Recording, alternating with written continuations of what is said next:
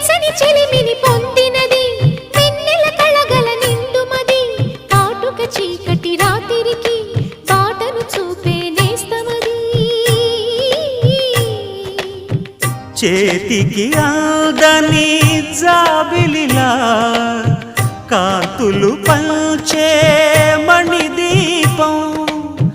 కొమ్మల చాటున కోయిలలా